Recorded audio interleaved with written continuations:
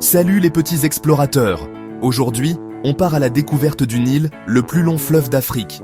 Imaginez un peu, plus de 6600 km de long, c'est comme si on partait de Paris en voiture et qu'on traversait toute l'Europe jusqu'à Moscou.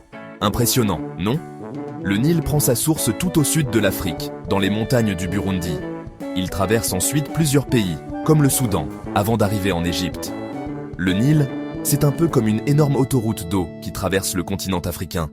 Et tout au long de son voyage, il charrie avec lui des tonnes de sédiments, ces petites particules de terre qui vont être très importantes pour notre histoire. En Égypte, le Nil, c'est sacré. Il traverse le pays du sud au nord, comme une colonne vertébrale. Il serpente à travers le désert, formant une étroite bande de terre verte sur ses rives. Imaginez un peu, à droite et à gauche, un désert aride et brûlant.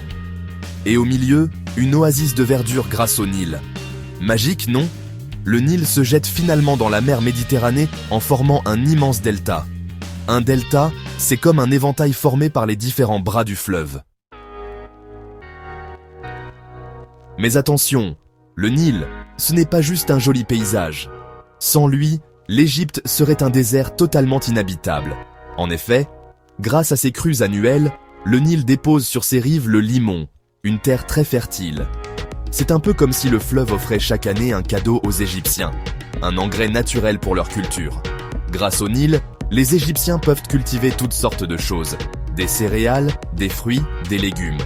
Bref, tout ce qu'il faut pour se nourrir. Vous comprenez maintenant pourquoi les anciens Égyptiens considérèrent le Nil comme un dieu. Ils l'appelaient Hapi et le représentèrent souvent avec un corps d'homme et une tête d'hippopotame, symbole de fertilité. Chaque année, les Égyptiens célébraient la crue du Nil par de grandes fêtes. Ils remerciaient Hapi pour le précieux don de l'eau et de la vie.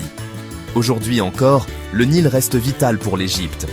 Il permet d'irriguer les champs, de produire de l'électricité et de faire vivre des millions de personnes. Le Nil, c'est bien plus qu'un fleuve, c'est l'âme éternelle de l'Égypte.